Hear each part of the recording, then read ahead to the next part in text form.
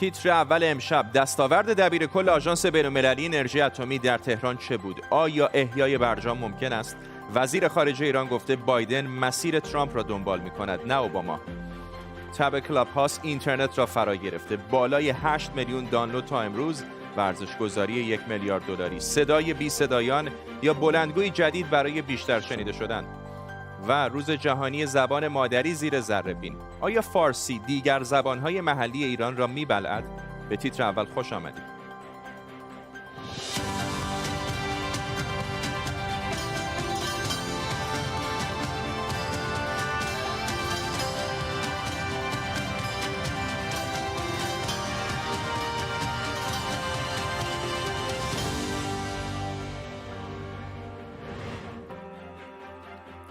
سلام و وقت بخیر. ساعتی پیش مدیر کل آژانس بین‌المللی انرژی اتمی رافائل گروسی در تهران با رئیس سازمان انرژی اتمی و وزیر خارجه ایران دیدار کرده تا شاید بتونه ایران رو برای بازگشت به تعهداتش در برجام و اجرای پروتکل الحاقی متقاعد کنه. دولت ایران گفته از پس فردا اجرای این پروتکل رو متوقف میکنه.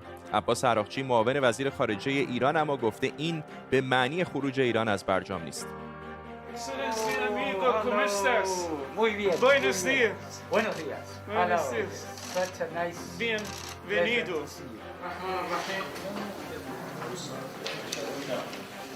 Dr. Ghoressi, allow me to welcome you back again to Iran. همزمان در تهران 226 نماینده مجلس در بیانیه‌ای بر توقف اجرای پروتکل الحاقی تاکید کردند و گروهی از دانشجویان نزدیک به حکومت هم علیه عملکرد آژانس تجمع کردند. در طول برنامه مثل همیشه با تیمی از زبده‌ترین کارشناسان و خبرنگاران این خبر و خبرهای دیگر رو دنبال می‌کنیم. پیش از همه بریم به پاریس. همکارم نیلوفر پور ابراهیم تازه‌ترین‌ها رو دنبال کرده. نیلوفر. سفر بسیار کوتاه داشت آقای گروسی به تهران. هنوز نتایج جزئیات از سفر بیرون نیامده. آقای گروسی احتمالاً برگشته و در مسیر وین هست. گفته شده از مقام‌های ایرانی، یعنی گفتن که این سفر و دیدارها در فضای در واقع با مبتنی بر احترام و مفید انجام شده. میدونیم که ایران با توجه به اینکه در زمان باقی مونده، در 2 روز باقی مونده انتظار نداره که خواسته هاش یعنی رفع تحریم‌های مالی و بانکی انجام بشه، گفته مصوبه مجلس رو اجرایی میکنه. مصوبه که به گفته عباس عراقچی 20 تا 30% فعالیت‌ها و توان راستی آزمایی آژانس در ایران رو کاهش خواهد داد. بنابراین آقای گروسی به تهران رفته بود برای اینکه ببینه فعالیت‌های آژانس در آینده چطور میتونه انجام بشه و به گفته خودش به یک توافق مشترک با ایران برسه برای اینکه آژانس بتونه کارهای خودش رو به طور کامل و به طور قانونی در واقع انجام بده. کار بسیار سختیه. ایران از پروتکل الحاقی خارج میشه اما همچنان به NPT و پادمان گفته پایبند میمونه. نیلوفر پور ابراهیم خبرنگار ما در پاریس.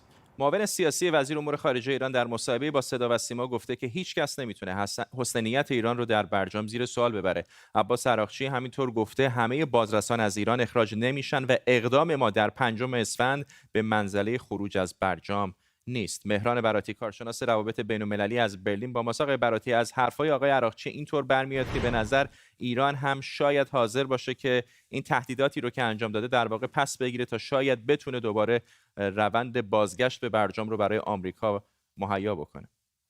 بله همینطوره.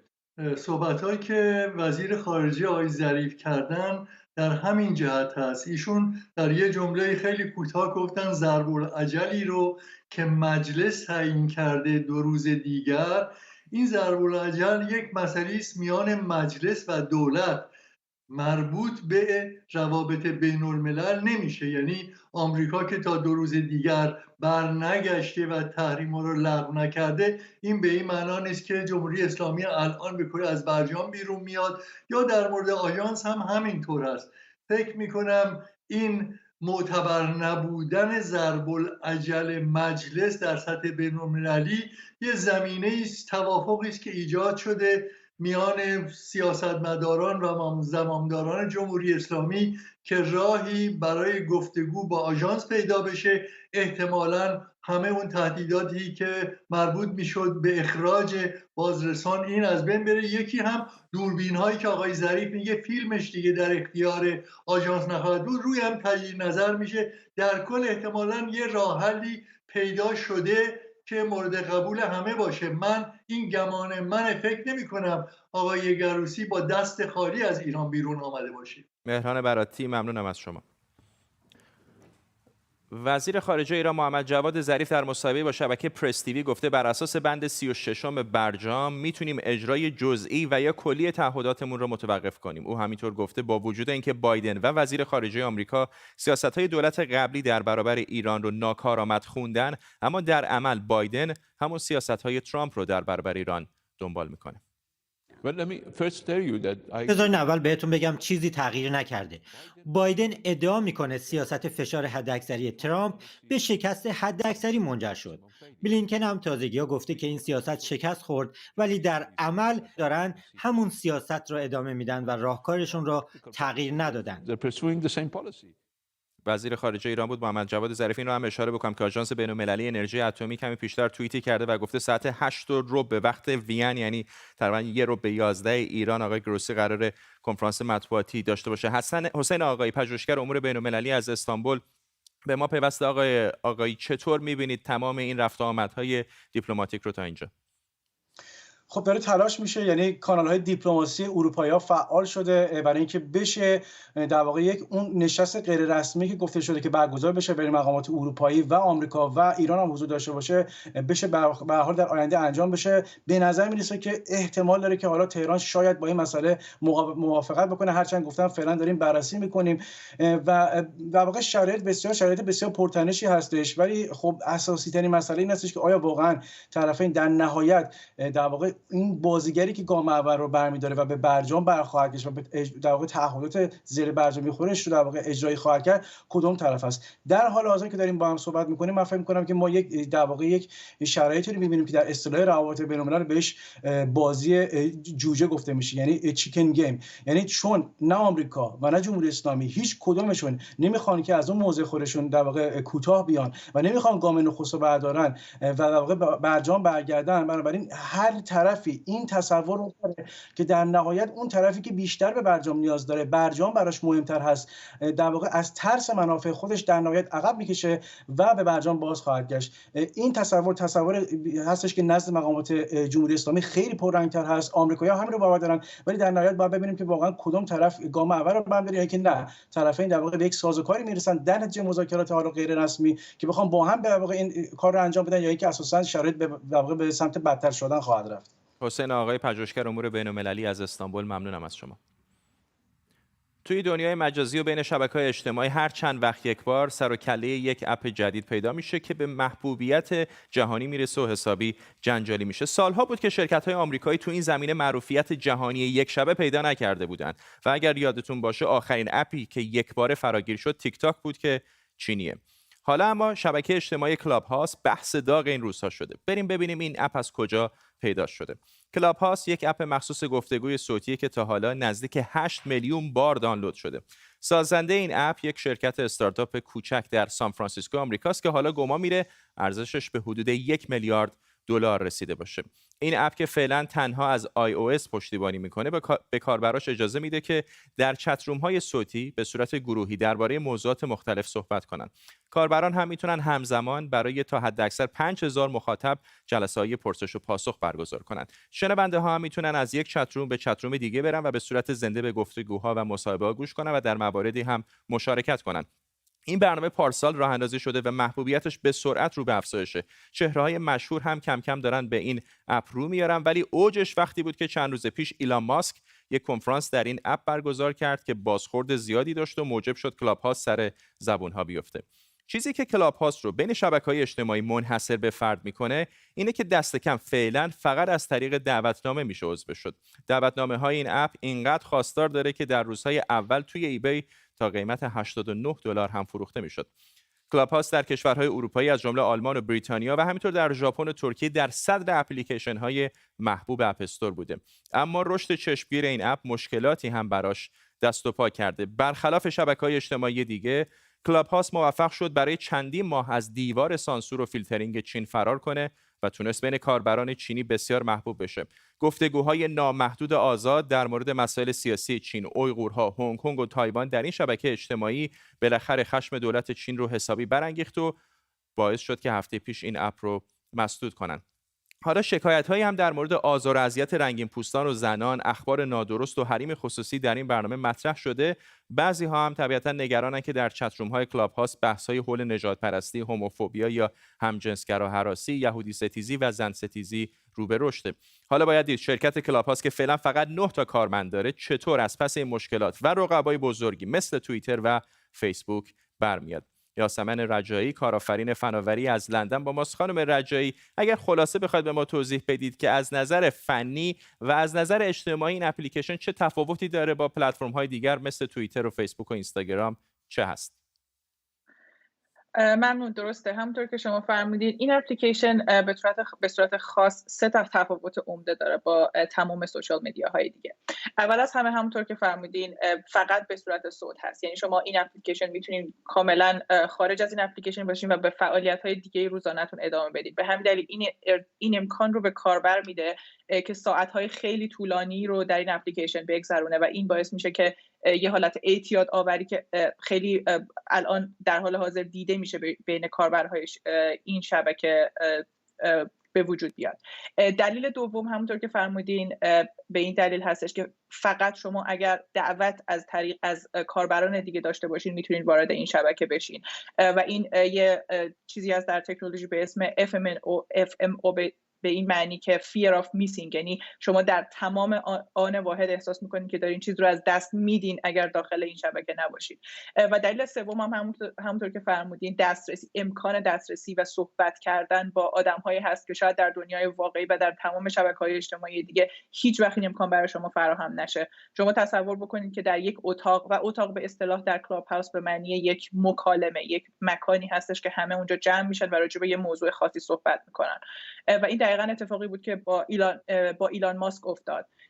آدم‌هایی بودن که شاید در دنیای واقعی هیچ وقت این امکان نداشتن که بتونن با ایلان ماسک صحبت کنن، ولی تعدادی تونستن در واقع بیان بالا و سوالات رو از ایلان ماسک بپرسن و همچنین ختم شد به صحبت کردن با فاوندر فیسبوک و در واقع یه بحثی که بین ایلان ماسک و بقیه افراد رو داد.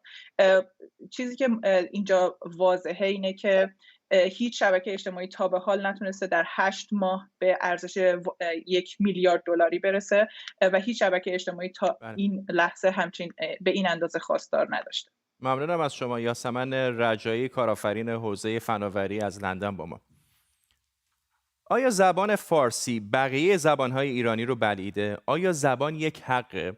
آیا برای از بین نرفتن زبان‌ها باید به اونها رو در مدارس و دانشگاه‌های ایران تدریس کرد؟ زبان مادری رو امشب زیر ذره بین میبریم.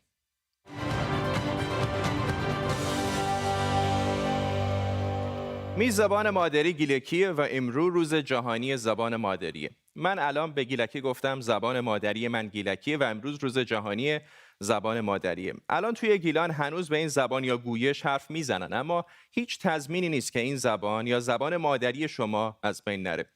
اصلا روز جهانی زبان مادری از همین ترس از بین رفتن یک زبان در پاکستان به وجود اومده. وقتی پاکستان سال 1947 میلادی تشکیل شد، 2 قسمت داشت، پاکستان شرقی و غربی.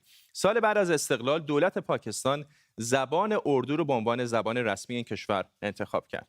دولت این واقعیت رو که خیلی از پاکستانی‌ها به بنگالی حرف میزنن نادیده گرفت. اعتراض بنگالی زبان‌ها بالا گرفت و در یک اتفاق عجیب 69 سال پیش درست مثل چنین روزی پلیس پاکستان معترضان رو به خاطر اعتراض به حق زبان مادری به گلوله بست.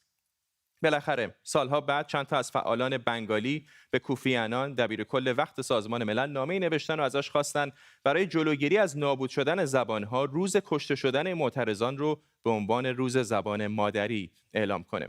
و یونسکو سال 1999 میلادی 21 فوریه رو به نام روز جهانی زبان مادری ثبت کرد. Happy International Mother Language Day. Feliz Día de la Lengua Materna. 国际母语节快乐 Χαρούμενοι Διεθνής Μέρα της Μητρικής Γλώσσας. Alles Gute zum Internationalen Tag der Muttersprache. بالسواد Dnia Języka Ojczystego. يوم السعيد لغة العملية. Chào mừng Ngày Quốc tế Tiếng Mẹ Đẻ. สวัสดีค่ะสุขสันต์วันภาษาแม่สากลค่ะ طبق گزارش سازمان ملل دست کم 43% از 6000 تا 7 زبان موجود در دنیا در خطر از بین رفتن قرار دارند. اون تیکه سفید متعلق به زبان‌هایی که یا در خطر نیستن و یا اطلاعات دقیقی ازشون در دسترس نیست.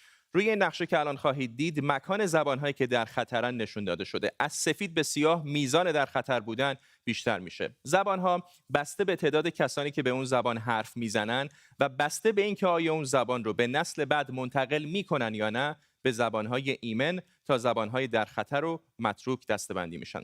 البته بین زبان مرده با زبان از میان رفته یا متروک تفاوت هست. زبان مرده یعنی زبانی که هنوز از اون استفاده میشه اما زبان اول یا مادری اون جامعه نیست، مثل زبان لاتین. زبان متروک یا از میان رفته اما زبانیه که دیگه سخنگو یا گویشوری نداره، یعنی کسی از نسلی که به اون زبان حرف میزنه باقی نمونده. در حالت خوشبینانه 50% از این 6000 تا 7000 زبان باقی مانده تا آخر همین قرن میلادی از بین میرن و این شامل ایران هم میشه.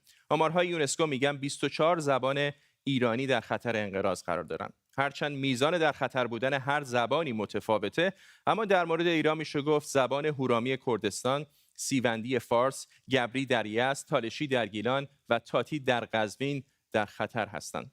روز جهانی زبان مادری روزی برای آگاهی بخشی به تنوع زبان و فرهنگ، شاید بشه گفت بازشناسی حق زبان. سال 82 طی یک آمارگیری از ایرانی‌ها پرسیده بودند توی خونه به چه زبانی حرف میزنید. 35% حدوداً گفته بودن فارسی و حدود 65% گفته بودن زبان و گویش محلی و قومی. سال 94 همین آمارگیری دوباره تکرار میشه. این بار 49% گفتن زبان فارسی و 51% گفتن زبان محلی. افول زبان‌های محلی و قومی کاملاً واضحه. بعضی‌ها این فراگیرتر شدن رو به سلطنت زبان فارسی تعبیر می‌کنند و اون رو نشانی از تبعیض و نابرابری در حفظ و آموزش زبان‌های مادری می‌دونن. روز جهانی زبان مادری شماره مبارک بیبه.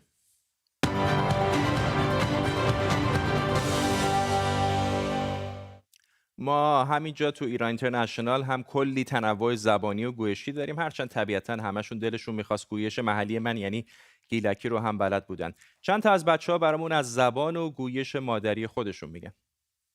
من بو زمانه دا خم که بیری پیدا کما اویش زمانی کردیه زمانی دایکی من لندن، تهران، نیویورک، هر جای دنیا که باشم می زبان مادری زبان گیلکیه. من زبان گیلکی هم رو به دنیا بومم، زبان گیلکی هم رو گریه بگم، زبان گیلکی هم رو عاشق بودم و فکر کنم زبان گیلکی هم رو میرم و زبان گیلکی بسیار دوست دارم. خبر دم دنیای هر چی خله سرسنگ بنسنگ کنم شد دل جمع کنم مجنون خاک گله بلا دفن کنم ش مجنون دله. زبان مادری در حقیقت رابطه بین ذهن و قلب و گفتار ماست و با kudaki ما هویت ما گره خورده. Türkçe konuşmayı seviyorum. Ailemle ve akrabalarımla sürekli olarak Türkçe konuşuyoruz. Türkçe ana diliniz herkes için kutlu olsun. اليوم العالمي للغة الأم هي فرصة جيدة لأنفسنا للتذكير بالحفاظ على لغتنا عن طريق تعليم أولادنا ولتتوارث إلى الأجيال القادمة.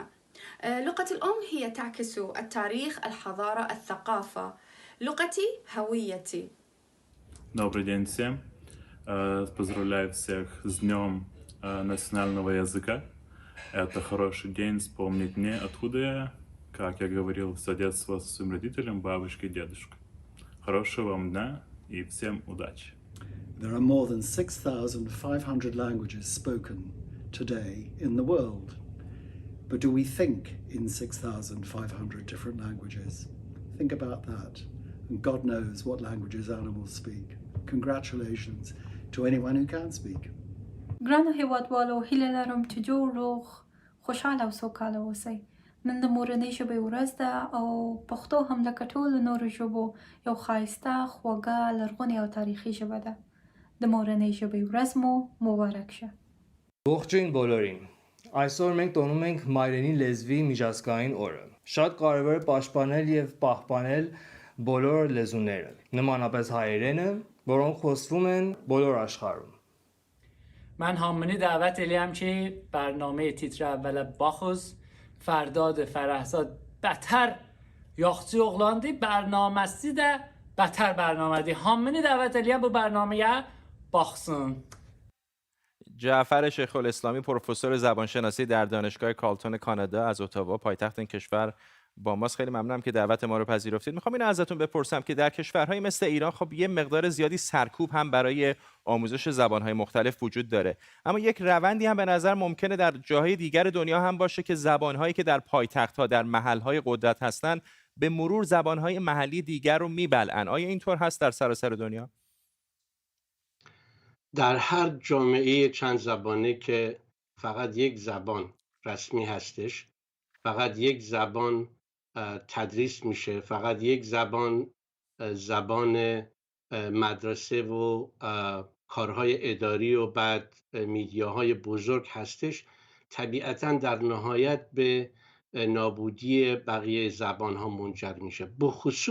بخصوص باید این اضافه کنیم در دورانی که زندگی شهری بیشتر افزایش پیدا میکنه و همچنین مردم بیشتر تحصیل کرده میشن. مثلا در ایران حدود 40 سال پیش حدود میزان تحصیل در ایران به زبان فارسی، حتما چون وقتی بالاخره تنها زبانی که تدریس میشه، حدود 60% بوده، ولی آمار خود ایران پارسال نشون میده که الان 90% بالا رفته. در یک همچین جامعه‌ای که زندگی شهری توسعه پیدا میکنه و میزان سوادآموزی بالا میره، خیلی زود منجر به حاشیه‌رانی زبانهای غیر رسمی میشه و در نهایت منجر میشه به نابودی این زبان.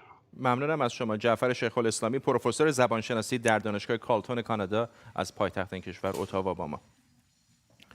خب بپردازیم به چند خبر مربوط به کرونا. امروز فرهاد ابوالنژادیان رئیس دانشگاه علوم پزشکی جندی شاپور اهواز گفته که وضعیت 11 شهر در استان خوزستان به دلیل شیوع ویروس جهش یافته کرونا قرمز شده.